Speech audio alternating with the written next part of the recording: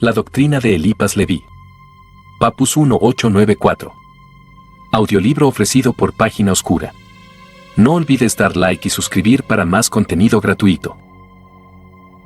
Nuestro objeto razón de esta obra. No negamos lo arduo de la tarea que hemos asumido pretendiendo hacer un resumen de la doctrina de Eliphas Leví. Es siempre a costa de la obra del autor el pretender resumir en algunas páginas las ideas que ha desarrollado en varios volúmenes. Así que nos esforzaremos en agrupar lo más armónicamente posible las opiniones de Eliphas respecto a los tres grandes objetivos de que el hombre busca siempre la esencia, a saber, él mismo, el universo y Dios. Evitaremos también los obstáculos y seguiremos hasta la enseñanza del maestro que anuncia, en muchos pasajes, que ha tenido cuidado de esparcir las partes más secretas de la doctrina en varios volúmenes o en medio de algunos capítulos consagrados a un asunto muy técnico, para desorientar la curiosidad del lector precoz y atrevido. No haremos, al comenzar este estudio, la biografía de Eliphas Leví. El abad Constant, nuestro amigo Luciano Mauchel se ha encargado de esta labor, reuniendo, hace varios años, notas y documentos preciosos. Si hemos decidido presentar al lector un resumen de las ideas del maestro, a continuación de una de sus obras póstumas, el Libro de los Esplendores, es que creemos llenar así, efectivamente, es verdad, un deber de profunda gratitud. En efecto, nuestra humilde personalidad ha sido escogida por las influencias ocultas de lo invisible para ser depositaria de gran parte de los objetos preferidos del célebre cabalista. Poseemos actualmente la espada mágica de Eliphas Leví, con el extracto del testamento por el cual legaba esta preciosa reliquia al amigo que asistiese al maestro en sus últimos momentos. También poseemos su cuaderno de memorias en el cual están relatadas las experiencias de evocación practicadas en Londres y París, así como los dibujos, admirablemente hechos, de las apariciones. Además, el único gran retrato fotográfico sacado en vida de Eliphas decora nuestro gabinete de trabajo. En fin, algunos libros que han pertenecido al célebre mago, y más importante todavía preciosos manuscritos de obras inéditas, entre otras el Libro de los Esplendores, nos han sido entregados. Nuestro amigo Mauchel, por su parte, reunió algunas otras obras póstumas. Si creyéramos en la existencia de la casualidad diríamos que en ello había intervenido, pero tenemos la firme convicción que la elección procede de más altos designios. Es necesario, no obstante, agradecer a los intermediarios humanos quienes, sin conocernos mucho, nos han proporcionado la alegría de donarnos algún objeto o precioso recuerdo. Uno mencionaremos, en primer lugar, a M.P., ejecutor testamentario, que se llegó al grupo de estudios esotéricos y refirió a Lucio Mauchel la vida poco conocida del maestro. Enseguida la espada de Eliphas, de la cual la señorita Adegwoska había encontrado el rastro, nos fue ofrecida generosamente por nuestro amigo Julián Lejay, que la recibió de manos de la señora V.A.P., que la poseía. El barón de Spedagieri, antiguo amigo de Eliphas, que residía en Marsella, nos ofreció el retrato del maestro y un extracto de su correspondencia cabalística. El barón confió más tarde los 9 volúmenes de correspondencia a Mauchel para publicarlos. En fin, la señora B., por una serie de circunstancias misteriosas, nos puso en posesión de la mayoría de las obras póstumas del célebre cabalista. Veremos a continuación cómo los discípulos de Eliphas Leví, más dignos que nosotros de ese título, hubieran podido escribir este volumen mejor que lo haremos. No obstante, no es al talento, sino a la abnegación a lo que el invisible ha llamado en este caso, y por eso no tememos postular uno de los primeros puestos. He ahí las razones que hemos creído necesario exponer primeramente para justificar nuestra audacia. Ya es tiempo de abordar nuestro asunto. Influencias principales que determinan la orientación intelectual. Primeramente precisa determinar el génesis de los estudios de Eliphas. Los datos conocidos actualmente de la vida del maestro le muestran por encima de todo como un verdadero artista, es un ferviente de Tiperet en todas sus manifestaciones y solo después de haber presentido el culto de lo bello. Su generosa alma le conduce a cultivar el bien y entrar al servicio divino tomando órdenes. Los estudios teológicos que realizó Constant fueron más adelante la base de sus deducciones esotéricas y marcan profundamente el sello de sus obras. A O.N. Bronsky debe Eliphas la primera revelación que lo lanzó definitivamente al estudio y la práctica de la cábala. La amistad de un artista tan entusiasta y tan generoso como Eliphas con un sabio tan frío, tan deductivo como Bronsky debía producir maravillosos efectos. Así veremos las profundas, pero abstractas teorías del polaco transformarse bajo la pluma de Eliphas en atrevidas deducciones en las que la fe altamente esclarecida se armoniza con los elevados conceptos de la ciencia. Más tarde, una escisión vino a separar el discípulo del maestro, y cuando Elipas hubo conquistado su esplendoroso puesto, su discípulo Desbarolles le consideró generosamente digno de competir con aquel comentando la afirmación mágica: el iniciado matará al iniciador. Pero estas pequeñas querellas no deben hacernos perder de vista la considerable influencia intelectual ejercida por Vronsky sobre Elipas. A ella se debe que este último analice con rigor casi matemático sus deducciones, tomando generalmente como origen fundamental lo puramente filosófico. El carácter del cabalista quedó tan profundamente dominado por las tendencias artísticas, que los ocultistas procedentes del medio científico encuentran en primera lectura gran dificultad para apreciar el valor científico de Eliphas Levi, en tanto que los literatos lo admiran desde el comienzo. Para caracterizar mejor esta influencia de Vronsky, mostraremos el origen de una afirmación que afluye sin cesar a la pluma del mago. La armonía resulta de la analogía de los contrarios. Tal es la ley reveladora que permitió a Elipas resolver los problemas más oscuros de la cábala. ¿De dónde Elipas sacó esta ley? Podemos responder sin vacilación: de Vronsky. La ley de creación de Vronsky abarca, en efecto, primero un temario generador, el mismo generado por el elemento neutro. Segundo, un cuaternario, derivado de la combinación de los elementos de ese ternario. Tercero, un segundo cuaternario derivado de la fusión o de la influencia recíproca de los elementos primordiales, los unos sobre los otros. Ese sistema reproduce exactamente el sistema de los éforitas, los 10 éforis más el absoluto igual a 11 términos, pero dando la clave absoluta de la revelación cabalística, dando la fisiología, por decirlo así. Ahora bien, el último elemento que sintetiza en el todas, las oposiciones y todos los antagonismos, Vronsky lo denomina paridad coronal, PC, y lo define del siguiente modo: CP, identidad final en la reunión sistemática de los dos elementos derivados distintos de US y de UE por medio de EN, que les es común. Así, la analogía de los contrarios resulta del hecho de que esos contrarios poseen en su esencia un elemento común. Vronsky no solo afirma la analogía de los contrarios, sino que la explica y da la ley. El estudio del CF. Concurso final, de Vronsky permitirla desarrollar más este tema, pero creemos haber dicho lo suficiente para probar el origen de la revelación de Eliphas Levi. Pero no es solamente al sabio matemático polaco al que debe el mago la orientación de sus trabajos. La cábala, necesitando el estudio profundo de la lengua hebraica, encontró en Eliphas Levi un admirable revelador. Decimos revelador, no vulgarizador. No se vulgariza la ciencia oculta y menos la cábala, pues jamás, no obstante la claridad con que se exprese, los que no deben comprender no cogerán el verdadero hilo conductor. Así, la cábala y la ley de creación de Vronsky son las influencias principales que modificaron las tendencias puramente artísticas de Eliphas Levi. Pero esas tendencias imprimen un sello tal a la obra del maestro, que no nos cansaremos de repetir. Ejercieron una atracción mucho más profunda sobre los artistas y los teólogos que sobre los científicos, que prefirieron a Fabre de Alevet, más sabio, o a Vronsky, más matemático, al erudito autor del dogma y ritual de la alta magia. Después de estas consideraciones preliminares, abordemos las citas que nos explicarán, mejor que todas las críticas, el valor de la doctrina expuesta por el maestro.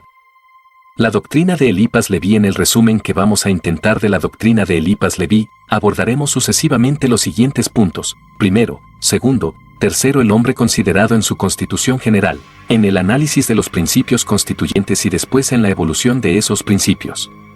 Cuarto, el universo. Quinto, Dios. Sexto, análisis de la moral que se desprende de la obra de Eliphas, y resumiremos las indicaciones que aconseja al mago para conducirse en la vida o en la sociedad. Séptimo, finalmente terminaremos por algunas consideraciones respecto al modo con que el maestro ha sabido utilizar el simbolismo que ha sacado de las altas enseñanzas de la cábala.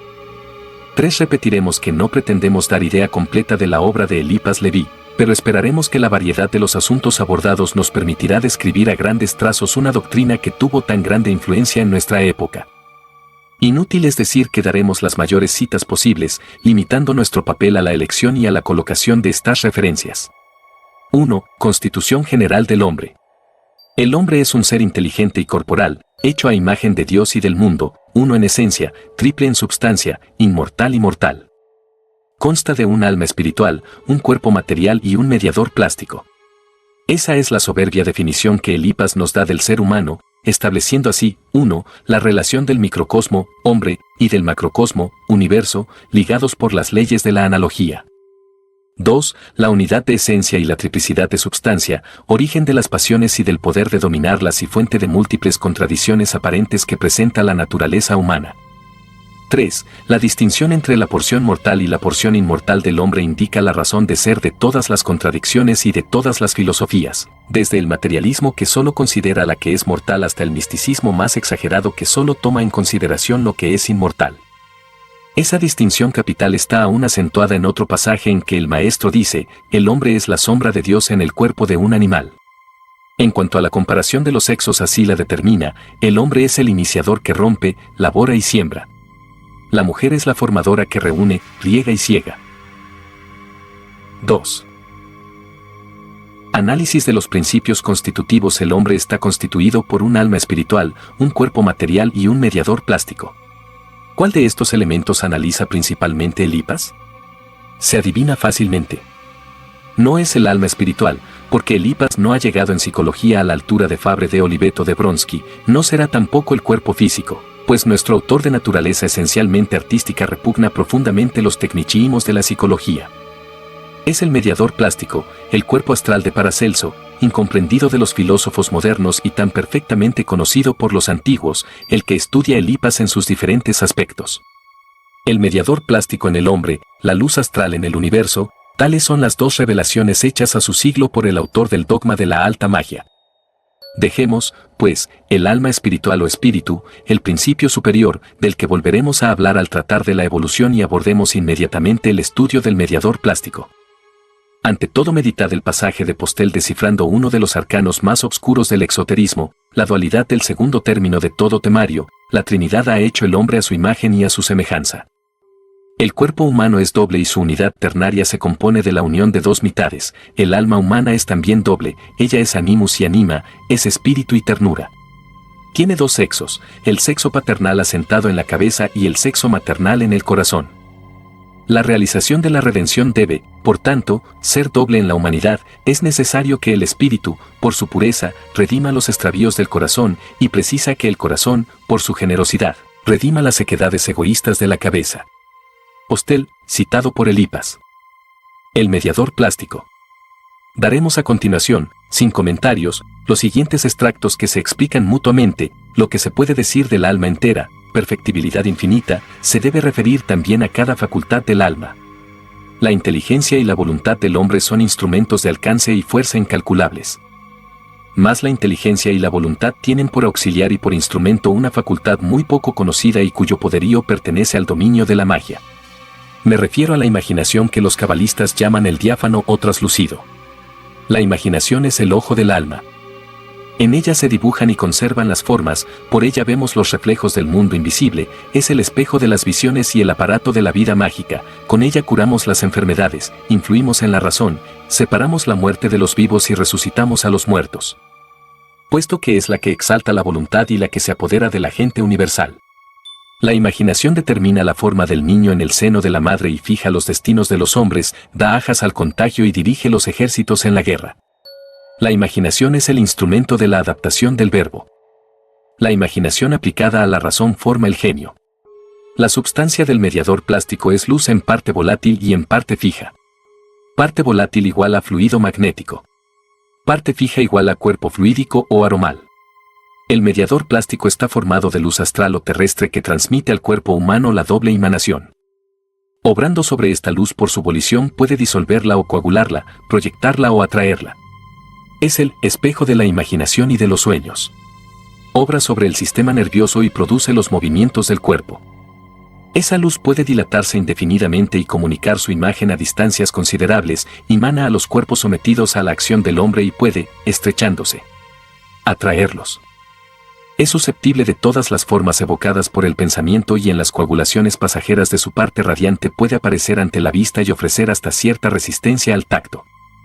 Esas manifestaciones y empleo del mediador plástico siendo anormales, el instrumento luminoso de precisión no puede producirlas sin ser falseado y causa necesariamente ya la alucinación habitual, ya la locura. El magnetismo animal es la acción de un mediador plástico sobre otro para disolver o coagular. Aumentando la elasticidad de la luz vital y su fuerza fijatriz se envía tan lejos como se quiera y se la retira cargada de imágenes, pero precisa que esta operación sea favorecida por el sueño del sujeto que produce la coagulación de la parte fija del mediador. Existe un idioma en el sueño que no se posee en el estado de vigilia, para comprender y hasta reunir las palabras. El idioma del sueño es el de la naturaleza, jeroglífico en sus caracteres y solo rítmico en sus sonidos. Nuestro mediador plástico es un imán que atrae o que rechaza la luz central bajo la presión de la voluntad. Es un cuerpo luminoso que reproduce con gran facilidad las formas correspondientes a las ideal. Es el espejo de la imaginación. El espíritu se nutre de luz astral exactamente como el cuerpo orgánico se nutre de los productos de la tierra. Durante el sueño absorbe la luz astral por inmersión, durante la vigilia por una serie de respiraciones más o menos lentas. Los hombres y las cosas están emanados de luz y pueden, por medio de cadenas electromagnéticas tendidas por las simpatías y afinidades, comunicar los unos con los otros, de un extremo del mundo al otro, acariciarse o golpearse, curarse o herirse, de una manera natural sin duda, pero prodigiosa e invisible. Ahí está el secreto de la magia. Nuestra doble emanación produce en nosotros dos clases de simpatías, tenemos necesidad, a la vez, de absorber y de irradiar. Nuestro corazón desea los contrastes existiendo pocos ejemplos de mujeres que hayan amado sucesivamente a dos hombres de genio. La especialidad equilibrante del mediador plástico de cada persona es lo que Paracelso llama su ascendiente y predominio y da el nombre de flagum al reflejo particular de las ideas habituales de cada uno por la luz astral. Se llega al conocimiento del ascendiente de una persona por primera adivinación sensitiva del flagum y por una dirección percebatis de la voluntad. Se vuelve al lado activo de su propio predominio hacia el lado pasivo del ascendiente de otro, cuando se quiera apoderarse del otro y dominarlo. El predominio astral es un doble torbellino que produce las atracciones fatales y determina la forma del cuerpo astral. Los maléficos hacen uso de su predominio expresivo y lo ejercen para turbar el de otros. Paracelso, citado por Eupas Leví. La alianza del alma con el cuerpo es un casamiento de luz y de sombra. Los astros aspiran su alma luminosa y atraen las irradiaciones los unos de los otros.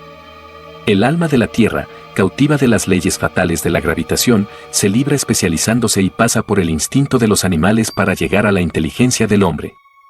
La parte cautiva de esa alma es muda, pero conserva escritos los secretos de la naturaleza. La parte libre no puede leer esa escritura fatal ni perder instantáneamente su libertad. No se pasa de la contemplación muda y vegetativa al pensamiento libre y viviente más que cambiando el medio y los órganos. De ahí procede el olvido que acompaña al nacimiento y las reminiscencias vagas de nuestras intuiciones malignas análogas siempre a las visiones de nuestros éxtasis y de nuestros sueños. Paracelso, citado por Elipas. 6. Las ideas producen las formas y a su vez las formas reflejan y producen las ideas. Después de la muerte, el alma pertenece a Dios y el cuerpo a la madre común, que es la tierra. Desgraciados los que osen atentar a este refugio. El alma de los animales, separada del cuerpo con violencia, permanece cerca de ellos. La embriaguez es una locura pasajera y la locura una borrachera permanente. Ambas son causadas por una obstrucción fosfórica de los nervios del cerebro que destruye nuestro equilibrio luminoso y priva al alma de su instrumento de precisión. El alma fluídica y personal es entonces llevada por el alma fluídica y material del mundo, como Moisés sobre las aguas. El alma del mundo es una fuerza que tiende siempre al equilibrio, precisa que la voluntad triunfe de ella o que ella triunfe de la voluntad. El ser es substancia y vida. La vida se manifiesta por el movimiento y el movimiento se perpetúa por el equilibrio. El equilibrio es, por tanto, la ley de inmortalidad. La conciencia es el sentimiento del equilibrio. El equilibrio es la equidad y la justicia. El alma de la tierra arrastra en el vértigo del movimiento astral todo lo que no le resiste por las fuerzas equilibradas de la razón. Para regenerarse moralmente, es necesario estudiar, comprender y realizar la alta cábala. Cuerpo. Respecto al cuerpo físico insertaremos los siguientes extractos que corroboran las afirmaciones enunciados referentes al mediador plástico. La unidad humana se completa por la derecha y la izquierda. El hombre primitivo es andrógino, hermafrodita. Todos los órganos del cuerpo humano son dobles, excepto la nariz, la lengua, el ombligo y el jod cabalístico. La influencia magnética parte en dos radiaciones de la cabeza, de cada mano y de cada pie. El rayo positivo queda equilibrado por el negativo. La cabeza corresponde con los dos pies, cada mano con un pie y una mano, los dos pies cada uno con la cabeza y una mano. El cuerpo humano acciona sobre las dos potencias del alma, la intelectual y la sensitiva, en razón inversa, pero proporcional, de las preponderancias alternadas de los dos sexos en su organismo físico. Nuestro cuerpo, en la vida humana, es como una segunda envolvente inútil en la tercera vida, y por eso la rechazamos en el momento de nuestro segundo nacimiento. La vida humana comparada con la celeste es un verdadero embrión. Cuando las malas pasiones nos matan, la naturaleza origina un mal parto y nacemos antes de tiempo para la eternidad, lo que nos dispone a esa disolución terrible que San Juan denomina segunda muerte. Veamos el papel del cuerpo con relación al alma. 7. El alma humana, servida y limitada por órganos, solo puede, por medio de esos órganos, ponerse en relación con las cosas del mundo visible. El cuerpo es un envolvente proporcional al medio material en el que el alma debe vivir aquí abajo. Limitando la acción del alma, la concentra y la hace posible. En efecto, el alma sin cuerpo estaría en todas partes, pero en tan pequeña cantidad, que no podría obrar en ninguna, se perderla en el infinito, sería absorbida y como aniquilada en Dios. A título de curiosidad, recordaremos el secreto de la regeneración física transcrito de Cagliostro por Elipas. Trataremos del secreto de la regeneración física. Para llegar a él, precisa siempre, según las prescripciones ocultas del Gran Copto, durante la luna llena de mayo, solo, en el campo con una persona fiel. Ayunar durante 40 días, bebiendo el rocío de mayo, recogido de los verdes trigos con un paño de lino puro y blanco, comiendo hierbas tiernas y nuevas. Comenzar el almuerzo por un buen vaso de rocío y acabar con un bizcocho o simple corteza de pan. Al 17º día, sangría ligera. Tomad 6 gotas de bálsamo de azot por la mañana y 10 por la noche, aumentando 2 gotas por día hasta el 32º. Renovad la pequeña emisión de sangre al amanecer, dormir enseguida y permanecer en la cama hasta el fin de la cuarentena. Al despertar, después de la sangría, tomar un primer grano de medicina universal. Le experimentará un desvanecimiento que durará 3 horas, después convulsiones, transpiraciones y evacuaciones abundantes, se cambiará enseguida de ropa blanca y de cama. Deberá después tomarse un consumado de buey sin grasa, sazonado con ruda, salvia, valeriana, verbena y melisa. Al día siguiente, segundo grano de medicina universal, es decir, de mercurio astral combinado con el azufre de oro. Al día siguiente, tomad un baño tibio. Al 36º día, beber un vaso de vino de Egipto. Al 37º día, tercero y último grano de medicina universal. Los cabellos, los dientes y las uñas y hasta la piel se os renovarán. Haced cada 50 años un retiro de 40 días a modo de jubileo. Al 39º día tragar en 2 cucharadas de buen vino tinto 10 gotas del elixir de Acharat. Al 40º día se habrá terminado el procedimiento y el viejo quedará rejuvenecido. 3. Evolución de los principios. Para comprender lo siguiente, uno lector debe recordar las enseñanzas de la cábala concernientes al ser humano y su constitución. Los cabalistas no toman en consideración, en su estudio general, el cuerpo físico del hombre. Consideran únicamente las 2 polarizaciones del principio intermediario entre 8, el espíritu inmortal y el cuerpo, polarizaciones que denominan, la inferior Nepech, la otra Ruach. El espíritu puro toma el nombre de Neschama. Pero el ser humano, durante su existencia genera los elementos formadores de su existencia futura. Cada cual crea su destino y el principio de esta creación se denomina por Elipas Imago, la imagen que formará su cuerpo astral futuro. Los indios dan a este principio el nombre de karma. Padre de Olivet le atribuye el origen del destino de la mónada humana contra el cual puede luchar la voluntad iluminada por la providencia durante la encarnación. Así, en todas las revelaciones encontramos el mismo principio con nombres diferentes. El lector puede primeramente comprender bien la cita siguiente, que explica la evolución de los principios. El alma es una luz vestida. Esa luz es triple, Neschama, el espíritu puro. Ruach, el alma. Nepech, el mediador plástico. El vestido del almi uno es la corteza de la imagen. La imagen es doble porque refleja el bueno y el mal ángel. Neschama. Ruach. Nex. Michael. Imago. Samael. Imago.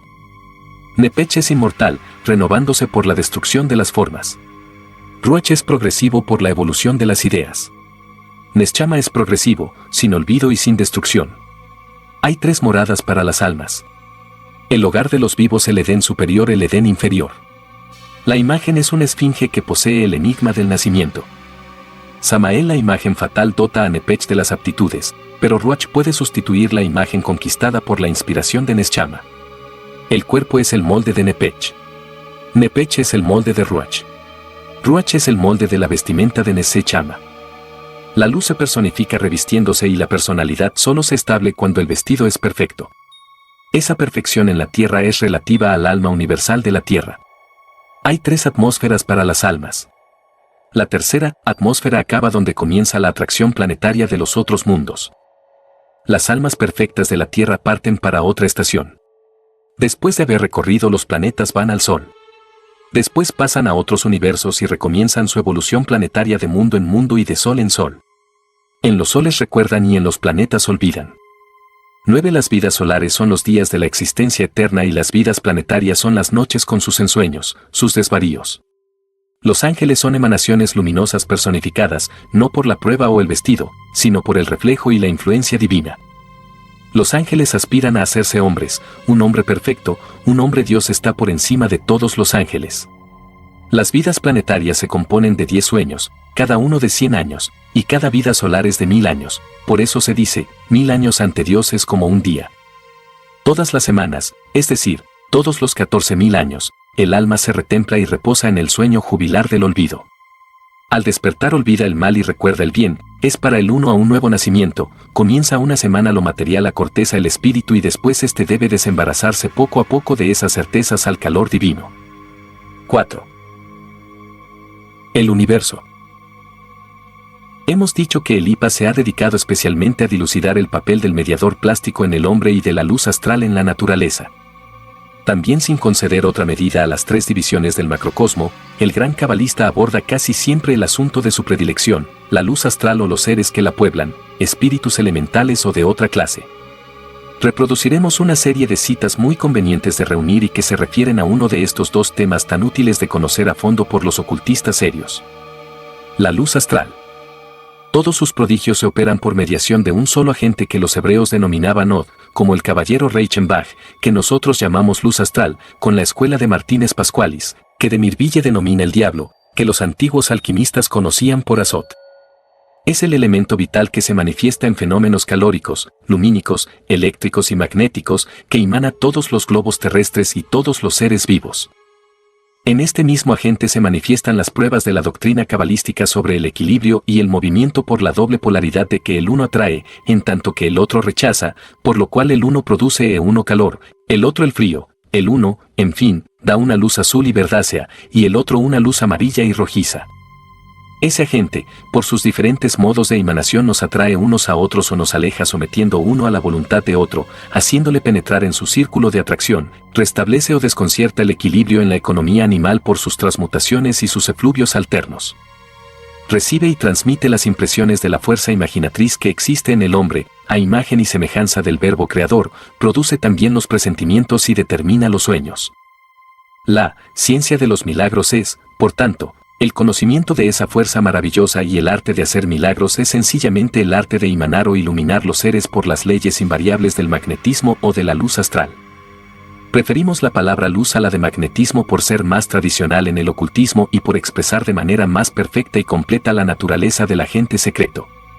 Es verdaderamente el oro fluido y potable de los maestros de la alquimia. La palabra oro 10 procede del hebreo aur, que significa luz. ¿Qué queréis?, se preguntaban los recipiendarios de todas las iniciaciones. Ver la luz, debían de responder. El nombre de iluminados que se da comúnmente a los adeptos ha sido generalmente muy mal interpretado cuando se le ha atribuido un sentido místico, como al referirse a los hombres cuya inteligencia se creía iluminada por un día milagroso. Iluminados quiere decir sencillamente conocedores y poseedores de la luz, sea por la ciencia del gran agente mágico, ya por la noción racional y ontológica del absoluto. El agente universal es la fuerza vital subordinada a la inteligencia. Abandonado a sí mismo, devora rápidamente, como Moloch que hunde y cambia en vasta destrucción la superabundancia de la vida. Es entonces la serpiente infernal de los antiguos mitos, el tifón de los egipcios y el Moloch de la Fenicia. Pero si la sabiduría, madre de los Elohim, le pone el pie sobre la cabeza, ella agota todas las llamas que él vomita y vierte sobre la tierra a manos llenas. Una luz vivificadora también es, dice en el Zohar, que al comienzo de nuestro periodo terrestre, cuando los elementos se disputaban la superficie del mundo, el fuego parecía a una serpiente inmensa, envolviendo todo en sus repliegues e iba a consumir por completo a los seres, cuando la clemencia divina elevó en su derredor las olas del mar como una cortina de nubes y poniendo el pie sobre la cabeza de la serpiente la hizo entrar en el abismo. ¿Quién no ve en esa alegoría el primer dato y la explicación más razonable de una de las imágenes más queridas del simbolismo católico, el triunfo de la Madre de Dios? Creación de los seres por la luz es el agente eficiente de las formas y de la vida porque es al mismo tiempo el movimiento y el calor. Cuando se fija y polariza alrededor de un centro, produce un ser vivo, después lo atrae, para perfeccionarlo y conservarle toda la substancia plástica necesaria. Esa substancia plástica, formada en último análisis de tierra y agua, ha sido con razón denominada en la Biblia limo, barro o lodo. Pero la luz no es el espíritu, como creen los hierofantes indios y todas las escuelas de Goecia es solamente el instrumento del espíritu. No es el cuerpo del Potoplasés, como lo interpretaban los teólogos de la escuela de Alejandría, es la primera manifestación física del azufre divino. Dios la creó eternamente y el hombre, a imagen de Dios, la modifica y parece multiplicarla. Precisa sustraerse a la acción de las fuerzas fatales, pero no es necesario afrontarlas ni tener la pretensión de destruirlas. Una bala de cañón viene a morir a vuestros pies y si avanza hacia vos excavado la tierra, no intentéis detenerla, desviaros. Esas fuerzas fatales son las potencias magnéticas de la Tierra, representada por las dos serpientes del caduceo. La luz astral, denominada por los hebreos Od cuando es activa, Ob cuando es pasiva y Aor cuando está equilibrada. Las dos serpientes de Hermes, una azul y otra roja que se enroscan alrededor del centro de plata con cabeza de oro. Esas fuerzas son el movimiento perpetuo del reloj de los siglos, cuando una de las serpientes se acorta la otra se destiende. Esas fuerzas quiebran a lo que no saben dirigirlas, son las dos culebras de la cuna de Hércules. El niño coge una en cada mano, la roja con la derecha y la azul con la izquierda. Entonces mueren y su poder ha pasado a los brazos de Hércules. Que los magnetizadores estudien y comprendan este misterio. Para hacerse dueño de las dos serpientes, precisa reunirlas alrededor del caduceo de Hermes o separarlas con la fuerza de Hércules. En el alma del mundo hay una corriente de amor y otra corriente de cólera, o Ouroboros cinturón de Isis. El movimiento y la vida consisten en la tensión extrema de las dos fuerzas. La materia es la forma exterior del espíritu. La inteligencia obra sobre ella, la que a su vez reacciona sobre la inteligencia. La armonía resulta de la analogía de esos dos contrarios. Apoderándose del pensamiento que produce las diversas formas, se adueña de las formas que se les hace servir para sus obras.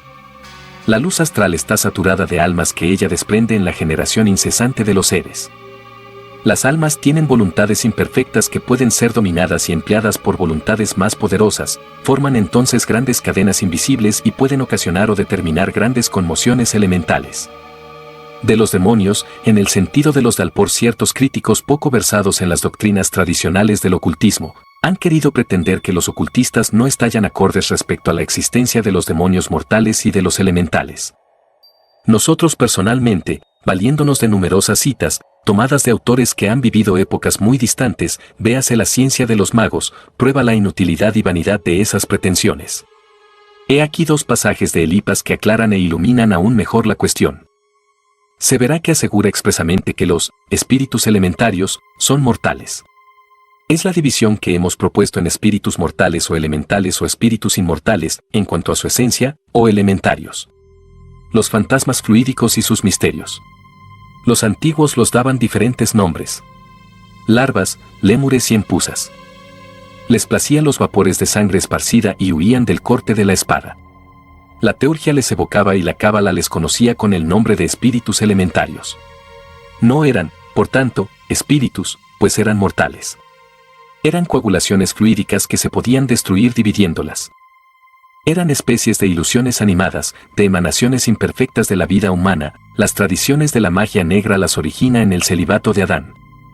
Paracelso dice que los vapores de la sangre de las mujeres histéricas pueblan el aire de fantasmas, y esas tradiciones son tan antiguas que las hallamos en Hesiodo, que prohíbe expresamente secar ante el fuego las ropas o lienzos manchados por cualquier polución. Las personas obsesadas por fantasmas están generalmente exaltadas por un celibato demasiado riguroso o debilitadas por exceso de corrupción. Los fantasmas fluídicos son abortos de la luz vital, son mediadores plásticos sin cuerpo y sin espíritu, nacidos de los excesos del espíritu y de los desarreglos del cuerpo. Esos mediadores errantes pueden ser atraídos por ciertos enfermos que les son fatalmente simpáticos y que pretenden a sus expensas una existencia ficticia más o menos duradera.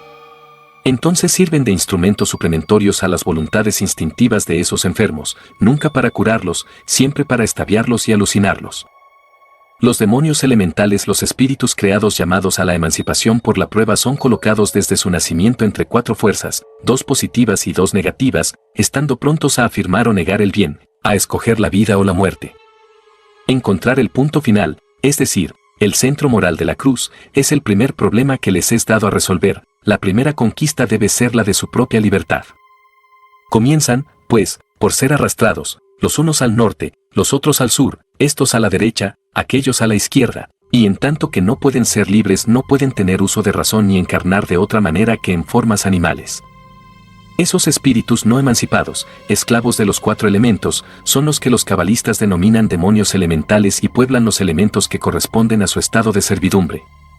Existen, realmente, sílfides, ondinas, gnomos y salamandras, unas errantes tratando de encarnar, otras encarnadas errando sobre la tierra. Tales son los hombres viciosos e imperfectos. 5. Dios. Ninguna cuestión embaraza tanto a los filósofos como la divinidad y sus atributos. Pero el cabalista, provisto de claves más precisas que las que generalmente proporciona el razonamiento, puede abordar sin temor ese temible problema que tocaban de cerca al gran arcano incomunicable. Elipas, siguiendo en esto el ejemplo de su maestro Bronsky y de la cábala, no quiere levantar el velo del gran arcano. En su maravilloso credo así se expresa: creo en lo desconocido que Dios personifica, probado por el ser mismo y por la inmensidad, ideal sobrehumano de la filosofía, perfecta inteligencia y suprema bondad. Es decir, que el éxtasis y el iluminismo son los únicos que permiten llegar a ese ideal superhumano. Por lo demás, los pasajes siguientes desarrollan perfectamente las ideas del maestro. No olvidemos, en efecto, que un Dios completamente definido es un Dios finito. Los cabalistas consideran a Dios como el infinito inteligente, amante y viviente. No es para ellos ni la colección de seres, ni primera abstracción del ser, ni un ser filosóficamente definible. Él está en todo, distinto de todo y mayor que todo. Hasta su nombre es inefable y aún ese nombre solo expresa el ideal humano de su divinidad. Lo que es Dios es por sí mismo y no es permitido al hombre comprenderlo. Dios es lo absoluto de la fe, pero lo absoluto de la razón es el ser. El ser es por sí mismo y por lo que Él es. La razón de ser del ser, es el ser mismo. A esta realidad filosófica e incontestable, es a lo que se denomina la idea de Dios que los cabalistas dan un nombre. En este nombre están contenidos los demás. De las cifras de este nombre salen todos los nombres, los jeroglíficos de las letras de este nombre expresan todas las leyes y todas las cosas de la naturaleza. Apreciando además, como lo hemos dicho, las realidades divinas por su ilusión óptica o por su sombra en el espíritu humano, creen que esa sombra o esa ilusión nos presenta todas las nociones divinas en sentido inverso, pero que a sabiendas las endereza para llegar a la armonía que resulta de la analogía de los contrarios. Ese juicio de las cosas vulgares por antítesis es uno de los más grandes secretos de la cábala. Y Deus non est ens, sed essentia entium essendi. 2. Deus non est spiritus, sed spirator. 3. Deus non est aliquis nec omnes, sed infinitas. 4. Deus non est causa, sed causans causas, ubi nulla definitio de Deo est vera, quia Deus infinitio est excludens definitionem. B. Spiritus ent intelligentiae spiritae. 7. Omne opus imperfectum ab opificio imperfecto procedit. 8. Infinita creationem seris infinitam creatorum seris demonstrat. 9. Antimonia in creationem est antimonia creatorum. X. Deus est intelligentia latens, spiritus sunt intelligentiae inadiatae. Pitágoras define a Dios, una verdad viviente y absoluta revestida de luz. Y decía que el verbo era el número manifestado por la forma.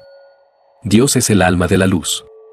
La luz universal e infinita es para nosotros el cuerpo de Dios. Los pueblos se forjan los ídolos y los quiebran, el infierno se puebla de los dioses caídos, hasta que la palabra del gran iniciador se oiga: Dios es espíritu y es preciso adorarle en espíritu y en verdad. De la religión.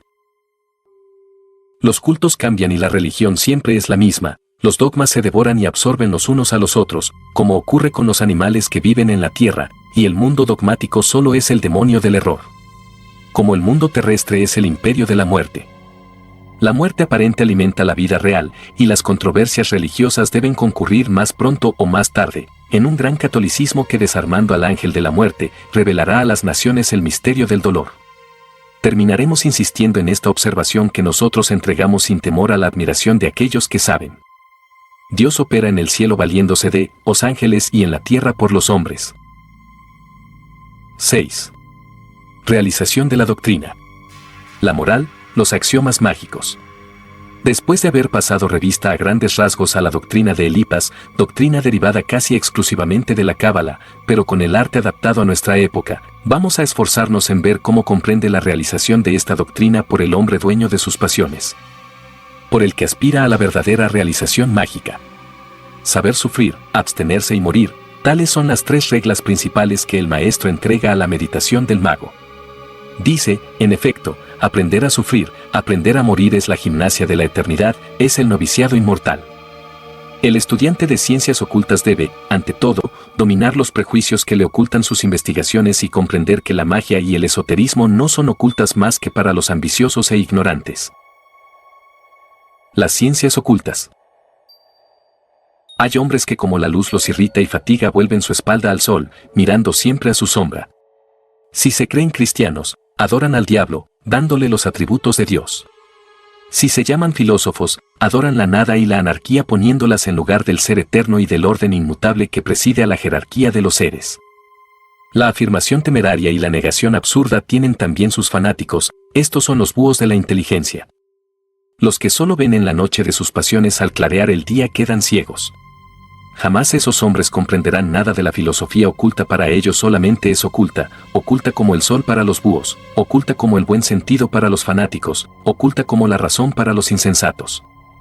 Pues es la filosofía de la luz, es la filosofía del buen sentido, es la filosofía exacta como los números, rigurosa como las proporciones de la geometría, regulada u ordenada como la naturaleza, evidente como el ser, infalible como las matemáticas eternas. Ciego el que no lo vea, pero más ciego aún quien pretenda verlo en la noche. El temerario que ose mirar al sol sin pantalla queda ciego y entonces para él el sol es negro. Nunca el estúpido vulgar comprenderá la alta sabiduría de los magos.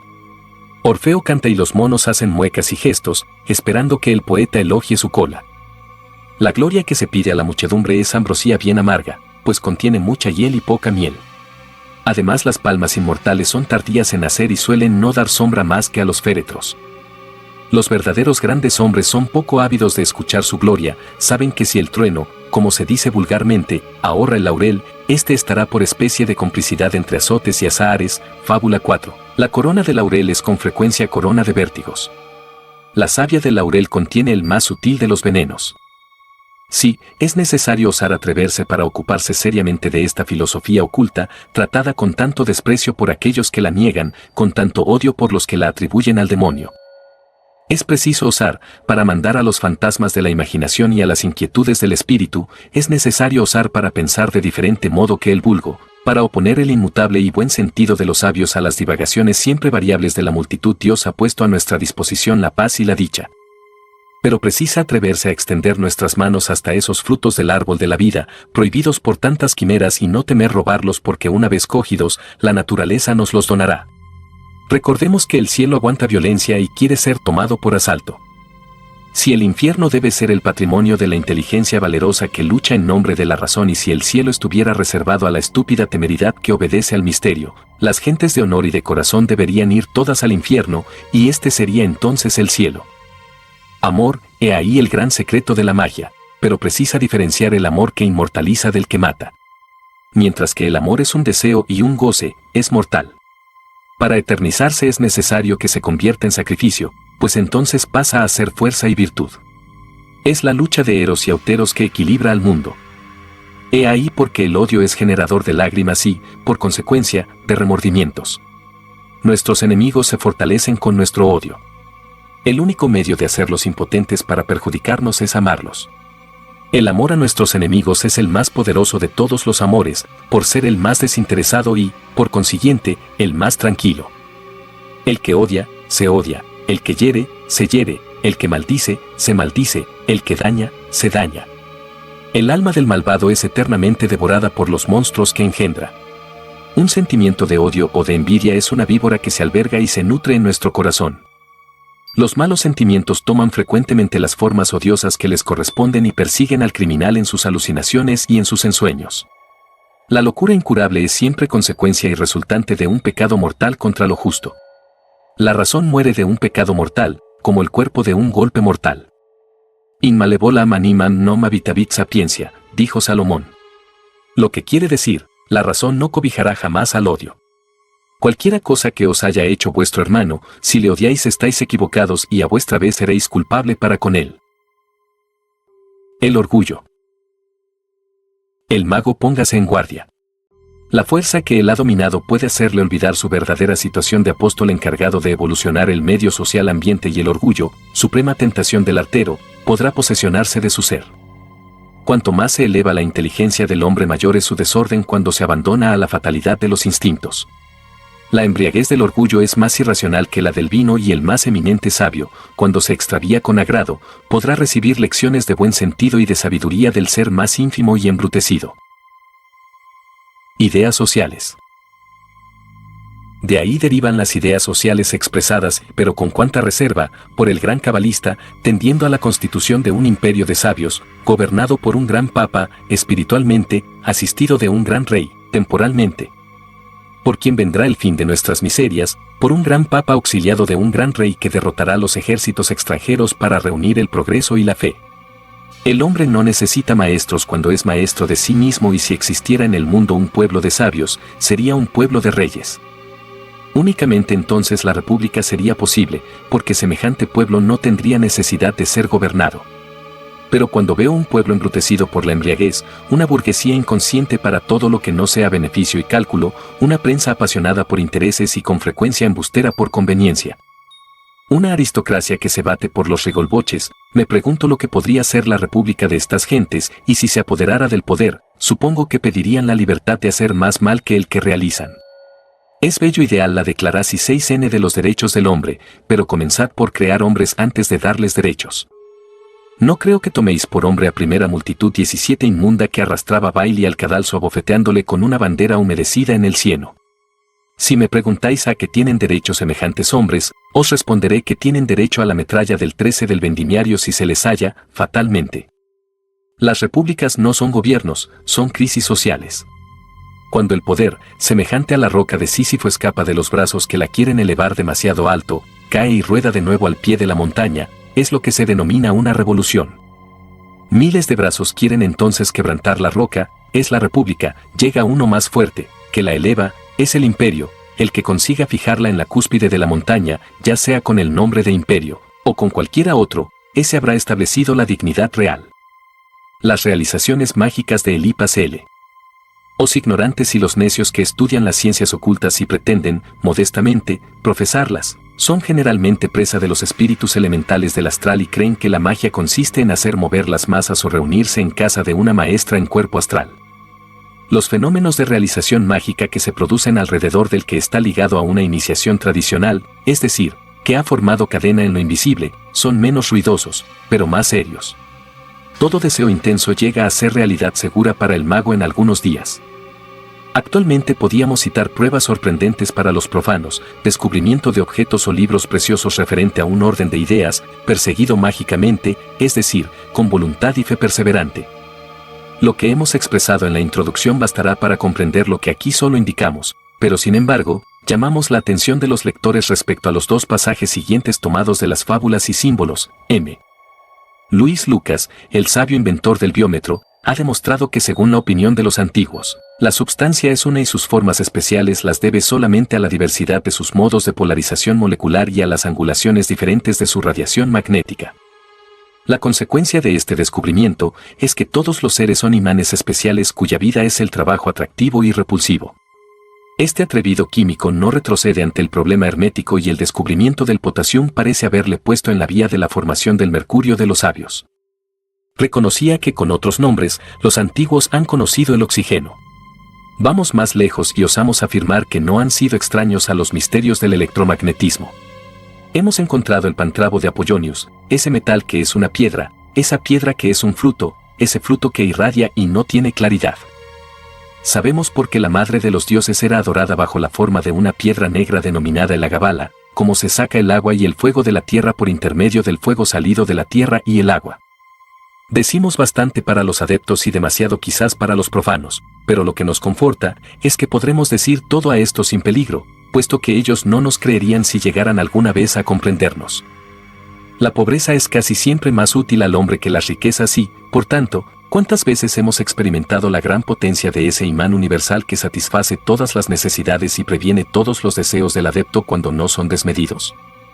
Hemos llegado al punto temible, como en el cuento infantil de los 3 deseos, de dejar escapar por no haberlo pensado, la vaga expresión de un deseo. La ciencia nos proporciona sus libros olvidados o perdidos, la tierra exhuma para nosotros sus viejos 18 talismanes. La riqueza, con las manos llenas de oro, pasa ante nosotros y dice sonriente, toma todo lo que necesites.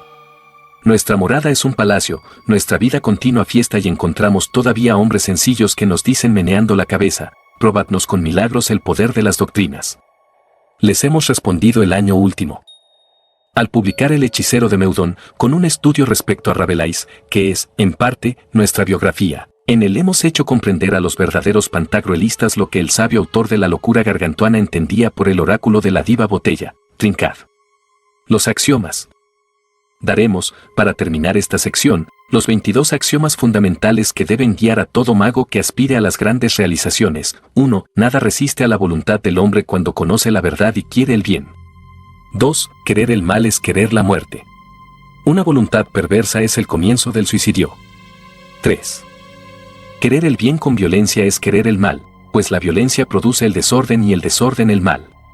4. Se puede y se de uno de aceptar el mal como medio del bien, pero es necesario ni quererlo ni hacerlo, de otro modo le destruiría con una mano lo que se edificaba con la otra. La buena fe no justifica nunca los malos medios, ella los corrige cuando los sufre y los condena cuando los toma. 5. Para tener derecho de poseer siempre es necesario querer pacientemente y por largo tiempo. 6. Pasar su vida queriendo lo que es imposible de poseer siempre es abdicar la vida y aceptar la eternidad de la muerte. 7. Cuanto más la voluntad salta obstáculos, más fuerte resulta. Por eso Cristo glorificó la pobreza y el dolor. 8. Cuando la voluntad se dedica al absurdo, queda reprobada por la eterna razón. 9. La voluntad del hombre justo es la voluntad de Dios mismo y es la ley de la naturaleza. 10. Por la voluntad la inteligencia ve. Si la voluntad es sana, la vida es justa. Dios ha dicho, que la luz sea, y la luz es. La voluntad dice, que el mundo sea como yo quiero verlo, y la inteligencia lo ve como la voluntad ha querido. Es lo que significa la palabra así sea, que confirma los actos de fe. 11. Cuando se forman fantasmas, se llena el mundo de vampiros, precisa alimentar esas puerilidades con pesadillas voluntarias en las que intervienen la sangre, la vida, la inteligencia y la razón sin saciarlas jamás. 12. Afirmar y querer lo que debe ser, es crear, afirmar y querer lo que no debe ser, es destruir. 13. La luz es un fuego eléctrico puesto por la naturaleza al servicio de la voluntad, ilumina a los que saben emplearla, quema a los que abusan de ella. 14. El imperio del mundo es el imperio de la luz. 15. Las grandes inteligencias cuya voluntad no se equilibra bien, parecen a los cometas, que son soles abortados. 16. No hacer nada es tan funesto como hacer mal, pero es más cobarde. El más imperdonable de los pecados mortales es la inercia. 17. Sufrir es trabajar. Un gran dolor sufrido es un progreso realizado. Los que sufren mucho viven más que los que no sufren. 18. La muerte voluntaria por abnegación no es un suicidio, es la apoteosis de la voluntad. 19. El miedo es solo una pereza de la voluntad y por ello la opinión difama a los cobardes. 20. Llegad a no temer al león y el león os temerá. Decid al dolor, quiero que seas un placer y llegará a ser, no solo un placer, sino hasta más que un placer, una dicha. 21. Una cadena de hierro es más fácil de quebrar que una cadena de flores. 22. Antes de clasificar a un hombre como feliz o desgraciado, sabed que lo ha hecho la dirección de su voluntad. Tiberio moría todos los días en Caprea mientras que Jesús probaba su inmortalidad y su divinidad hasta en el Calvario y sobre la cruz. 7. Adaptación de la doctrina, simbolismo. En ninguna parte mejor que en sus obras Elipas se revela como perfecto mago. Casi un volumen de citas necesitaríamos reunir si quisiéramos probar lo atrevido de sus adaptaciones, la belleza y grandiosidad de las imágenes poéticas que se complacía en evocar. Después de haber abordado con la precisión del sabio las enseñanzas teóricas relativas al simbolismo y a la cábala, copiaremos las bases fundamentales de la tradición esotérica y algunas citas concernientes a la cábala. Esta tradición supone, primero, la existencia de una revelación primitiva y universal explicativa de todos los secretos de la naturaleza, armonizándolos con los misterios de la gracia, conciliando la razón con la fe, porque las dos son hijas de Dios y concurren a esclarecer, a iluminar la inteligencia por su doble luz. Segundo, la necesidad que siempre se ha tenido de ocultar esta revelación a la multitud por miedo de que abuse interpretándola mal y para que no sirva contra la fe ni las fuerzas de la razón ni las potencias de la misma fe, extraviando a la misma razón porque el vulgo no suele entender bien. Tercero, la existencia de una tradición secreta reservando a los soberanos pontífices y maestros temporales del mundo el conocimiento de sus misterios. Cuarto, la perpetuidad de ciertos signos o pantáculos explicativos de esos misterios de manera jeroglífica conocida tan solo por los adeptos. Así como hay tres nociones divinas y tres reinos inteligibles, así también existe un triple verbo, porque el orden jerárquico se manifiesta siempre trino. Hay palabra simple, palabra jeroglífica y palabra simbólica, en otros términos, el verbo que expresa, el verbo que oculta y el verbo que significa. Toda inteligencia hierática consta, en la ciencia perfecta, de 3 grados. Las claves cabalísticas. La autoridad, ese gran elemento tan desconocido en nuestros días, se apoya en la sagacidad e inteligencia como la Keter de los hebreos en Chokmah y Binah, véase nuestro dogma y ritual de alta magia. La autoridad sanciona el honor que se basa en el sacrificio y la justicia como Tiperet en Gedulá y Geburá. El hombre se basa en la verdad social que es la alianza del orden y del progreso, de primera ley y de la libertad, del poder y del deber, y esa verdad constituye la vida moral de la humanidad. Así, autoridad, 1, sabiduría, 2, inteligencia, 3, abnegación, 4, justicia, 5, honor, 6, progreso, 7, orden, 8, verdad social, 9, humanidad, 10. Esta es la explicación y la aplicación filosófica de los nombres sagrados de la Cábala, de la que hemos dado en nuestras precedentes obras su sentido hierático y misterioso. Para pronunciar según la ciencia las grandes palabras de la Cábala, precisa pronunciarlas con clara inteligencia, con voluntad sin arrestos, con actividad sin límites. En magia, haber dicho es haber hecho, el verbo se comienza con las letras y se acaba con los actos. No se quiere realmente una cosa más que cuando realmente se la quiere de todo corazón hasta el punto de romper por ella sus más queridas aficiones, con todas sus fuerzas, hasta el extremo de exponer la salud, la fortuna y la vida. Llamamos con especialidad la atención del lector respecto a esta alta definición del ocultismo, dogma único, simbolismo filosófico y poético a la vez que se entierra entre los restos de las viejas civilizaciones y renace con las nuevas sociedades. El ocultismo es bello, es inmortal en su profunda razón de ser, representa la naturaleza y sus leyes. El espíritu humano y sus aspiraciones, lo desconocido y sus incertidumbres superando una legítima hipótesis, pero el dulce misticismo cristiano, con sus ensueños del cielo, con sus enternecimientos hacia un ideal de ternura y de pureza infinita, ha hecho casi olvidar la colosal ciencia de Eleusis y de Tebas. Antígona, la Virgen antigua, no ha tenido madre como María. Tenemos menos lágrimas para la inocente hija de Edipo el sacrílego, que para la madre siempre virgen del reparador. El fénix, siempre renaciente, tiene no sé qué de fatigoso y temible que recuerda al buitre de Prometeo, y la paloma cristiana llevando en su pico el ramo de oliva solamente anuncia amor, misericordia y paz. No hagamos revivir el fénix de la filosofía oculta para oponerlo a la paloma cristiana, pero no queramos que el fénix rinda homenaje a la paloma, ni que ésta consuele al fénix en su soledad. Queremos que los dogmas de la ciencia se unan con los de la fe en una misma aureola, como los Rosacruz nuestros unen la bella imagen de la rosa al símbolo severo de la cruz. El simbolismo y sus aplicaciones. De la Cábala es de donde Elipas saca la concepción del simbolismo, tal corno la vamos a ver definido y aplicado a continuación. El simbolismo es una ciencia como el álgebra con la que hasta tiene mucha semejanza, pues con signos convenidos representa de manera abstracta ideas exactas como los números y hasta las representa con frecuencia por números.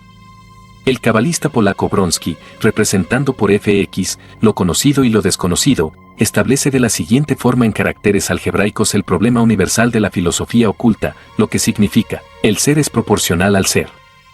O el infinito igual a todas las cualidades posibles, o también, las propiedades absolutas del ser son proporcionales a la necesidad absoluta de todos los seres, de donde se puede deducir este axioma: la necesidad del ser infinito supone el progreso indefinido de los seres. Aplicaciones del simbolismo cabalístico.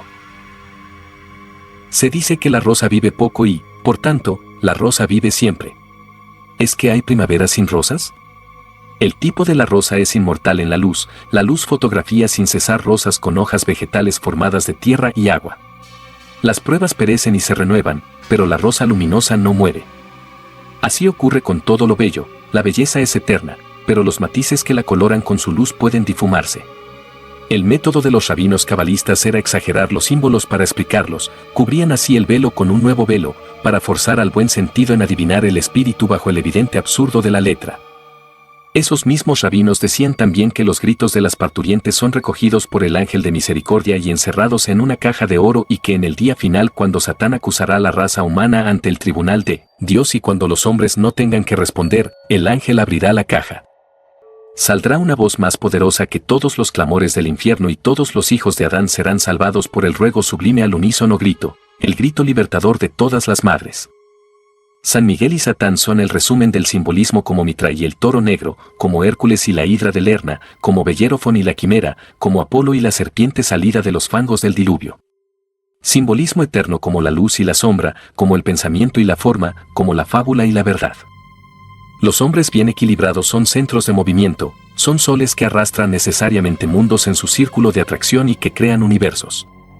Eso se realiza por sí mismo y sin que el adepto lo sueñe, y por ello Cristo decía, buscad, ante todo, el reino de Dios, la verdad y su justicia, lo demás vendrá por sí mismo. Dichosos los que comprendan esta sublime frase. Las fuerzas equilibradas son esencialmente creadoras. Los Elohim han hecho el mundo y los Elohim son las potencias equilibradoras de la naturaleza. Por esto, según la leyenda oriental, Salomón, habiendo iniciado a la reina de Saba en la verdadera sabiduría, la hizo madre de un hijo, fábula 3. De la posteridad de Salomón y de la reina de Saba nacieron los 3 reyes magos que fueron más tarde a visitar al Salvador en Belén, reuniéndose así en un solo templo que era un pobre establo. Pero bajo los rayos de una sola estrella el pentagrama de la inteligencia oculta, véase en nuestro dogma y ritual de la alta magia todos los simbolismos del mundo. Los grandes símbolos síntesis de la doctrina la Esfinge. La ciencia fatal. La Esfinge estaba sentada en su roca solitaria, proponiendo un enigma a toda frente prosternada, y si el futuro rey al misterio sucumbía, el monstruo decía, muere, tú nada has adivinado. Sí, para el hombre aquí abajo la vida es un problema, que resolvió el trabajo bajo la guadaña de la muerte. De nuestro porvenir el manantial está en nosotros mismos, y el centro del mundo pertenece al más fuerte. Sufrir es trabajar, es realizar su tarea. Desgraciado del perezoso que se duerme en el camino. El dolor, como un perro, muerde los talones del perezoso quien un solo día pierde sobrecarga el mañana. Vacilar, es morir, equivocarse, un crimen previsto por la naturaleza y con anticipación espiado. El ángel del mal en libertad retumba en el abismo, reino y desesperación de Satán derrotado. Dios no se apiada jamás de clamores ni de lágrimas, para consolarnos nos ha dado el porvenir. Somos nosotros los que forjamos la desgracia. Somos nosotros los encargados de castigarnos. Para dominar la muerte precisa vencer la vida. Se necesita saber morir para revivir inmortal, precisa tener a los pies la naturaleza subyugada para transformar el hombre en sabio y la tumba en altar. De la Esfinge la última palabra es la hoguera, Alcides es el rayo de Edipo y la cruz del Salvador. Para contrarrestar los esfuerzos de la serpiente decidida, precisa al santo amor consagrar el dolor. La frente del hombre de la Esfinge fulgura inteligencia, sus pechos de amor, sus uñas de combate, sus alas son la fe, el ensueño y la esperanza, y sus caderas de toro el trabajo en la tierra. Si sabes trabajar, creer. Amar, defenderte, si por vivos deseos no estás encadenado, si tu corazón sabe querer y tu espíritu comprender, rey de Tebas, salve, hete coronado. El credo filosófico. Creo en lo desconocido que Dios personifica, probado por el ser mismo y por la inmensidad. Ideal sobrehumano de la filosofía, perfecta inteligencia y suprema bondad. Creo en el infinito que el finito proclama, creo en la razón que no se debilita, creo en la esperanza y he adivinado el alma, sentando que el amor desprecia la muerte. Creo que el ideal para nosotros se realiza en los hombres con amor, espíritu y bondad justos de todos los tiempos, vos sois mi iglesia, y mi dogma tiene por ley la universalidad. Creo que el dolor es un esfuerzo para nacer, que el mal es para nosotros la sombra o el error del bien, que el hombre trabajando debe conquistar su ser, que el bien es el amor y que Satán no es nada. Creo que la misma esperanza vive bajo todos los símbolos, que el mundo tiene por ley la solidaridad, yo derroco el altar de todos los ídolos, pronunciando 2 palabras, justicia y verdad. Creo que por el derecho el deber se mide, que el más fuerte debe más y el débil menos, que tener miedo del verdadero Dios es injuriarle, pero que precisa unir nuestros esfuerzos a los suyos. Creo que la naturaleza es la fuerza inocente de la que jamás nuestro error abusa impunemente, el mal hace al pensamiento activo y vigilante, pero él es el remedio y no el castigo. Creo que de la muerte desgarrando los velos, volveremos todos al hogar paterno, la ignorancia y el error son las sombras de las estrellas, de las que el bien radiante es el centro eterno. El templo del porvenir. Maestros divinos del imperio de los ensueños, grandes esperanzas y reyes del porvenir, en arados fecundos cambiáis los puñales, salve a vosotros, sacerdotes del porvenir. Venid corazones a bendecir la inmensa cadena, abrid el espacio a los deseos inmortales, en un cielo nuevo el ciclo comienza, la humanidad eleva sus altares. Números vivos del mudo Pitágoras, explicadnos la vida con letras de oro, marcadnos 7 veces el arco iris de la aurora que de Platón el verbo aún anima. Cristo eterno, monarca luminoso, triunfa aún de tus verdugos crueles. Ven en espíritu a transfigurar la tierra, la humanidad reconstituye sus altares. Todo el universo es un templo sublime que solo tiene un rey, un sol y un dios. El error, la noche, la ignorancia y el crimen son el bosque muerto devorado por el fuego, de Zoroastro aquí la fe irradia. El infierno extingue sus eternas hogueras, Psiquis sonríe y el amor la corona, la humanidad reedifica sus altares. Tú cuyo infierno ha dispersado la vida, noble Osiris por el Egipto soñado, ven a decir a la tierra envidiada que, ensangrentada Isis te ha encontrado bella Adonis, hacednos ver que Afrodita puede aún hacer a sus amantes inmortales, que a los cristianos el Salvador resucita. La humanidad alza de nuevo sus altares. Hombres hechuras de Dios, cantad al Dios hecho hombre. Volvamos un cetro al viejo padre Urano, y que la llave de San Pedro de Roma cierre para siempre el templo de Jano. Con el pan sagrado el mundo comulga, el vino bendice los banquetes fraternales. La ortodoxia en fin es la armonía, la humanidad alza sus altares. La forma. Hasta el presente hemos especialmente analizado el fondo de la doctrina de Eliphas Leví. Para juzgar la forma en que están expuestas las ideas del maestro terminaremos el estudio de la doctrina del gran cabalista por el siguiente juicio, dictarlo por el más aventajado de sus discípulos y me atreveré a decir por su verdadero continuador. Me refiero a Stanislas de Guaitá, el sabio y erudito autor de En el umbral del misterio y de la serpiente del Génesis, el presidente del Supremo Consejo de la Orden Cabalística de los Rosacruz. Eliphas Leví juzgado por Stanislas de Guaitá. Todos esos filósofos, todos esos eruditos, todos esos sabios, cargados para la mayoría con una resplandeciente gavilla de descubrimientos, los veo todos agrupados alrededor del gran concentrador de la luz. Los veo formando escolta de un adepto que descuella y parece entre esos altos varones del renovado esoterismo, el príncipe encantador, esposo por derecho de conquista, de esa bella del bosque, que tiene por nombre la verdad tradicional. En efecto, en nuestros días, un genio le ha manifestado para reconstruir más suntuosa, más colosalmente que nunca, el templo de Salomón Rey. Pensamiento vasto y sintético, estilo resplandeciente y rico, imperturbable lógica y ciencia irrebatible. Eliphas Leví es un mago completo. Los círculos concéntricos de su obra abrazan la ciencia entera y cada uno de sus libros testimonian con significación precisa su razón de ser absoluto. Su dogma enseña, su ritual ordena, su historia adopta su clave de los grandes misterios explica, sus fábulas y símbolos revelan, su hechicero de Meudón predica con el ejemplo, en fin, su ciencia de los espíritus contiene la solución de los más altos problemas metafísicos. Así bajo la pluma de Eliphas la magia está expuesta bajo sus diversos puntos de vista, la obra total, de la que cada tratado es una faceta, constituye la más cohesiva, abso uno uta e inatacab uno es síntesis que uno ocultista puede soñar. Y en este magnífico pensador concurre la fantasía de ser un gran artista por nacimiento. Su estilo cálido, rico y eunucuente, preciso hasta la exageración, atrevido hasta lo indecible, encierra pensamientos profundos y todavía osados. Las palabras sugestivas abundan donde vertiginosas apreciaciones desmienten la expresión verbal, donde evasivas modificaciones velan la lengua abstracta, el rigor exacto de una nueva metáfora fija lo flotante, precisa lo incierto, define lo inmenso, nombra lo innombrable. Puesto a recorrer en todos sentidos los tres mundos, metafísico, moral y natural, Eliphas Leví no estaciona nada, la gran corriente centralizadora le arrastra y muchas cuestiones que él desflora, convendría que se desarrollaran. Tales son la historia de los orígenes asiáticos del ocultismo y la teoría social que apenas están esbozadas, Stanislas de Guaitá, en el umbral del misterio. Los contemporáneos. El movimiento de ideas provocado por el ocultismo ha tomado tal incremento en estos últimos años que ciertos jóvenes debutantes no se dan cuenta de las dificultades que tuvo que vencer Eliphas Levi en 1850. Esa época marca, en efecto, el principio del mundo del materialismo en todos los planos, literario, artístico y social. Además, el espiritismo amenazaba arrastrar por vía del misticismo improductivo los desgraciados ignorantes que se entregaban a sus prácticas.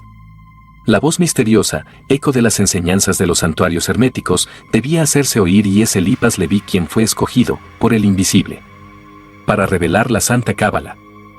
Siempre que las semirevelaciones o incompletas enseñanzas vieron de improviso el día, la tradición del esoterismo cabalístico, alma de nuestro occidente, supo manifestarse y atraer hacia ella los espíritus generosos y entusiastas. Así es que cuando Eliphas Levi escribía sus notables revelaciones, multitud de ambiciosos y de individualidades de todos los orígenes y ambiciosos tomaron el título de magos o iniciados, sin poder, en apoyo de ese título, aportar la menor prueba de afiliación a las santas fraternidades de Occidente, o por lo menos, sin producir una de esas obras que aseguran los que saben las relaciones del autor con lo que denominamos plano astral. ¿Quién se acuerda hoy de Pablo Augués o de Esquiros, publicistas que se preciaban de iniciados y que recorrían los salones jugando a profesores de ciencias ocultas?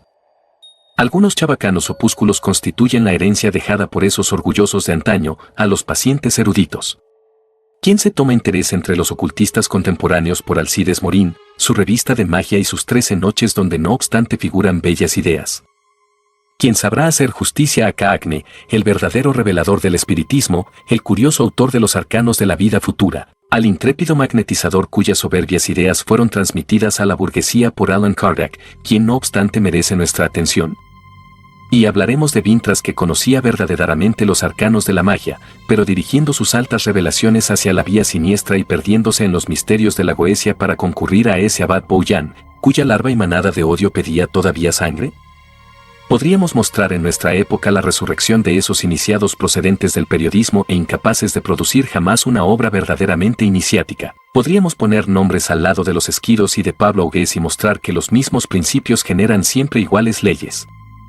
Pero nosotros no tenemos autoridad ni condiciones para juzgar a los que el tiempo se encarga de desenmascarar. En el plazo 30 años quedarán muchas de esas obras de odio, de esos opúsculos de tendencias personales y de esos fermentos de ambiciones abortadas. ¿Dónde estarán los publicistas iniciados? Los que nos sucedan lo dirán. Eliphas tuvo buen cuidado en insistir en la necesidad, para un verdadero ocultista, de estar ligado a una tradición consagrada por un orden relacionado con las enseñanzas reales del esoterismo. La prueba más evidente de la veracidad de las opiniones del maestro es que los nombres de Luis Lucas, de Desbaroyes y de Bronsky son conocidos y respetados actualmente, en tanto que los de Augués, Esquiros y el mismo Alcide Morín están casi olvidados para los ocultistas contemporáneos. Tal es la ley. Las obras relacionadas al principio de verdad están emanadas por una vida cuya intensidad crece con el tiempo, mientras que las obras salidas del principio de división y de error son emanadas hacia la muerte y la intensidad de su aniquilamiento crece igualmente con el tiempo. Tales son los caracteres de lo que la revelación gnóstica denominaba creaciones de los pneumáticos y de los silicos, de las que el martinismo llama las creaciones de verdad y producciones de los hombres del torrente. Eliphas había sufrido las pruebas regulares de la iniciación y de la afiliación a varias órdenes. Los diplomas encontrados entre sus papeles dan fe y sus obras lo atestiguan también. ¿Cuáles son las principales manifestaciones contemporáneas de esos centros iniciáticos de otros tiempos? Es lo que vamos a explicar para esclarecer mejor la influencia de Eliphas en nuestra época. Los centros tradicionales de iniciación se sabe que no hubo jamás a través de las edades más terribles enemigos del espíritu clerical que los hombres verdaderamente afiliados a un centro real de iniciación. No recordaremos el desdén profesado por los terapeutas y los esenios, todos iniciados, por los fariseos que disfrutaban la mayoría de los cargos sacerdotales. Más tarde fueron los gnósticos los que defendieron la realidad de la autoridad contra las engañosas ilusiones del poder acaparado por el clericalismo de la cristiandad, y después es a la gnosis o a la cábala a quien las diversas órdenes iniciáticas de Occidente han siempre pedido la luz mística que ilumina a todo el que viene a este mundo. Pero es preciso saberla encontrar bajo las cortezas que la ocultan. Entre las órdenes relacionadas con la gnosis citaremos la francmasonería, que guarda la luz en sus símbolos incomprendidos de los F. De todos los grados, como Israel guarda los jeroglíficos cabalísticos de la Biblia sin comprenderlos, así como los francmasones no comprenden los símbolos gnósticos, base de los misterios de los capítulos y de los areópagos. Pero lo mismo que Israel comprendía las tres grandes clases de saduceos, fariseos y esenios, la tradición gnóstica, transmitida por los templarios, los alquimistas y los francmasones, comprende tres modalidades bien caracterizadas. Primero, la más inferior, que solo posee el instinto de la lucha contra el clericalismo, sin conocer ni las causas ni los medios de llegar al objeto, está representada por el Gran Oriente y el rito llamado francés. Segundo, la media posee cierta inteligencia de las leyes directoras gracias a la conservación de los símbolos, de las prácticas iniciáticas y de la jerarquía, conociendo los medios de llegar al objeto. Sin llegar hasta la intuición de la causa directora, está representada por el rito denominado escocés y por los diferentes practicados en Inglaterra y los Estados Unidos. Tercero, la superior, elevándose hasta el principio mismo de esa luz que tanto tratan de conocer los francmasones, está manifestada por el iluminismo que el rito denominado martinista representa en Francia. Al iluminismo pertenece todavía la orden cabalística de los Rosacruz y la iglesia gnóstica, que son la continuación, si no histórica, al menos doctrinal, de las enseñanzas más puras de la gnosis. Los templarios están representados actualmente por la Orden del Cristo de Portugal. Se sabe que el rey de Portugal rehusó ejecutar la sentencia de muerte pronunciada contra los templarios y se contentó con cambiar el nombre del templo por el de la Orden del Cristo, conservando la cruz templaria para los miembros. Se agrega únicamente una cruz blanca en el centro de la cruz roja de loa templarios. Toda dignidad de la Orden del Cristo es, pues, históricamente un descendiente de los templarios. Inútil es decir que no es lo mismo doctrinalmente. En resumen, las órdenes representativas en nuestros días de los centros de iniciación en la tradición esotérica de Occidente son: primero, la francmasonería, a excepción del rito francés que solo conserva el instinto de la tradición. Segundo, el martinismo. Tercero, el iluminismo moderno, orden cabalística de los Rosacruz, iglesia gnóstica. Cuarto, orden del Cristo de Portugal. Tales son, en Francia, las representaciones de las antiguas fraternidades depositarias de las doctrinas esotéricas. Cuando un individuo se denomina iniciado, debe preguntársele en qué.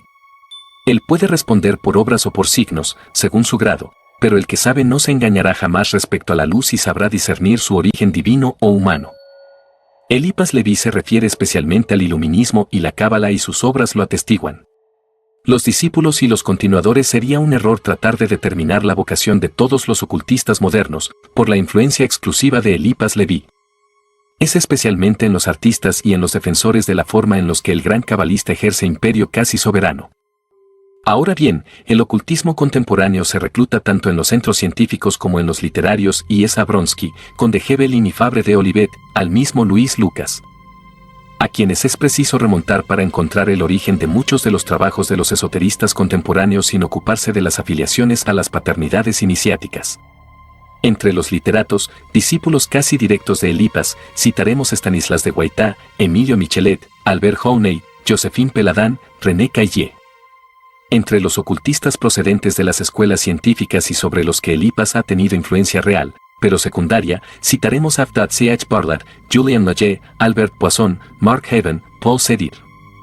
En fin, precisa mencionar aquellos para los que la personalidad intelectual de Eliphas les ha interesado particularmente, como el barón Spedalieri, Lucien Mauchel, M.M. Montaut y Charrot, y M.M.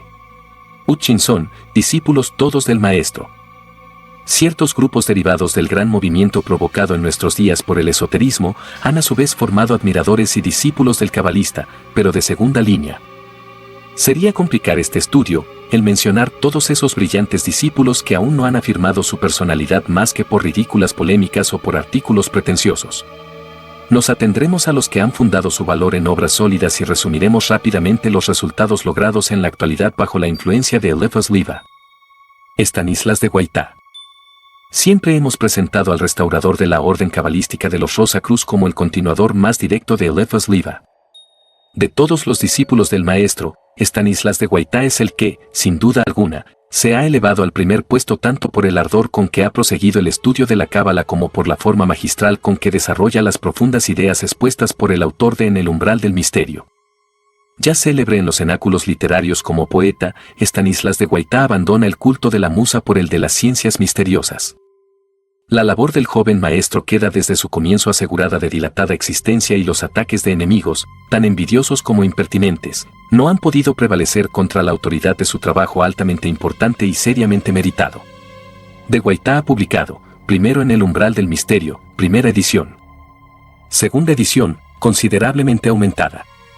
Segundo, La serpiente del Génesis. Stanis I As de Guaitá es iniciado en el iluminismo y en el martinismo. Josephine Peladan. Si se pudiera separar en Egipas el cabalista del artista, no vacilaríamos en considerar a M. Josephine P1 Adán como uno de los discípulos más eminentes del maestro, bajo el punto de vista artístico, pero como el más mediocre de los cabalistas. Es, en efecto, imposible a todo espíritu independiente no admirar la forma magnífica, con frecuencia genial, que Peladan ha sabido dar a las teorías elementales de ciencia oculta hasta el punto que las obras del autor de la decadencia latina influyen en los poetas y en los artistas tan ponderosamente como los mismos libros de Elipas. Pero los verdaderos y fervorosos prosélitos de la cábala quedan asombrados de las infantiles afirmaciones presentadas como crema del misterio por M. Peladan, escribiendo que el Zohar contiene algunas hojas escritas o poniendo al día esa inenarrable teoría de las fuerzas planetarias sacada indudablemente de la tradición caldeo-greca.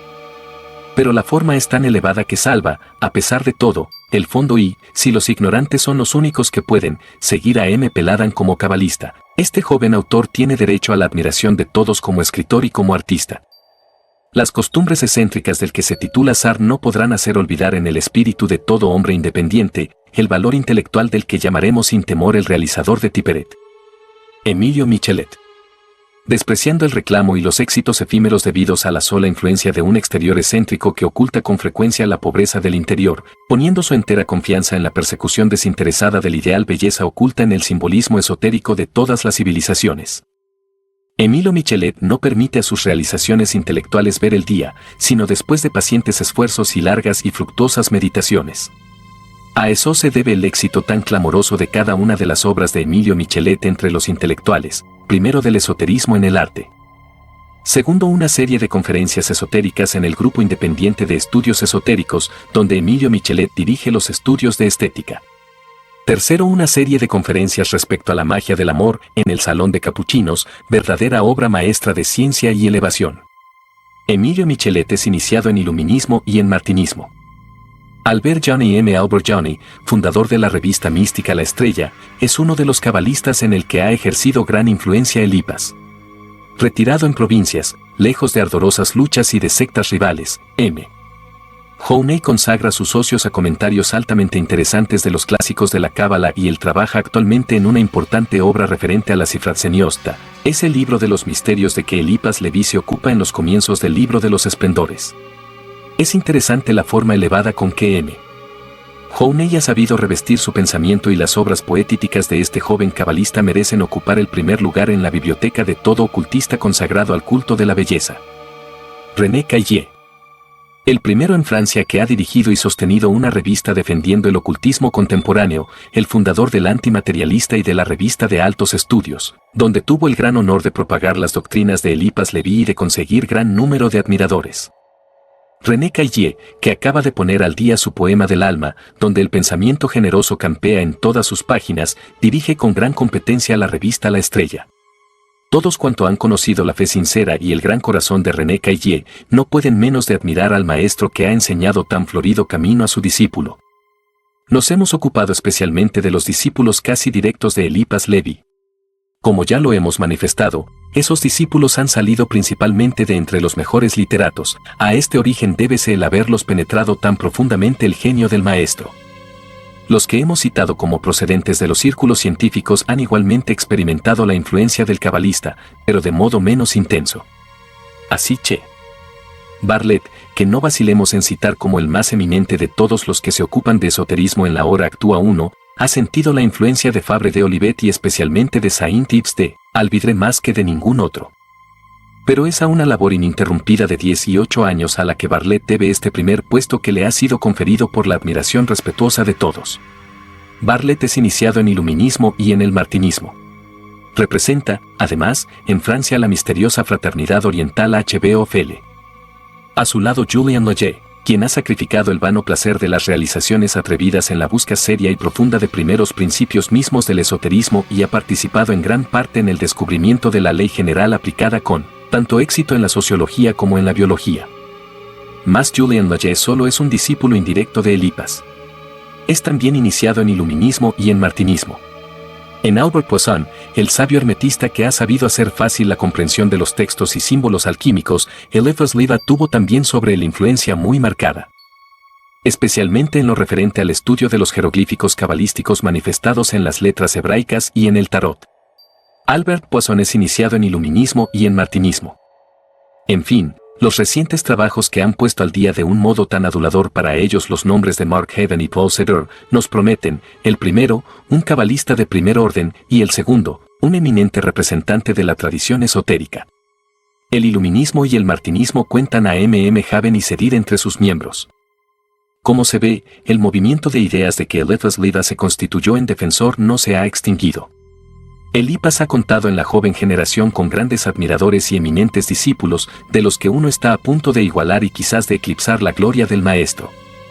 La obra todavía inédita, el Libro de los Esplendores que ofrecemos hoy al lector, había sido anunciada, desde 1862, por Eliphas Levi en las primeras páginas de sus Fábulas y Símbolos y constituía uno de los volúmenes de la serie de la Filosofía Oculta, así distribuida. Filosofía Oculta. A serie, Fábulas y Símbolos. Segunda serie, La Ciencia de los Espíritus. Tercera serie, El Libro del Misterio, Sufrat Zenleuta, gran libro sagrado de la Cábala, traducido y explicado por primera vez.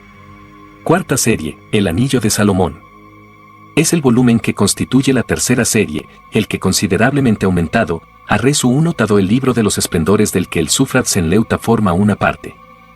En cuanto al Anillo de Salomón, todo nos induce a creer que se refiere a las clavículas, un volumen de grabados cimentados con los 9 volúmenes de texto, todo inédito y que nuestro amigo Lucien Mocho posee en la actualidad. La autenticidad del Libro de los Esplendores lo atestiguan el estilo, la escritura del manuscrito y la doctrina sustentada. Es tiempo de terminar estas disquisiciones. Como lo hemos dicho al empezar esta obra, otros más versados que nosotros en el estudio de la doctrina de Eliphas Levi hubieran podido encargarse de este trabajo que hubiera resultado más perfecto, pero siempre hemos profesado por el maestro la mayor admiración. Al comienzo de nuestros estudios de ocultismo hemos copiado gran parte de los más bellos pasajes de sus obras y el conjunto de nuestro trabajo forma 8 gruesos cuadernos. A este procedimiento atribuimos lo poco que hemos podido retener de esta alta doctrina, siempre desfigurada por los lectores superficiales o los enemigos que Eliphas ha generado en tan gran número. Por tanto, lector, sabrás excusar las obscuridades y debilidades de este estudio a cambio de la sinceridad y admiración que lo ha provocado.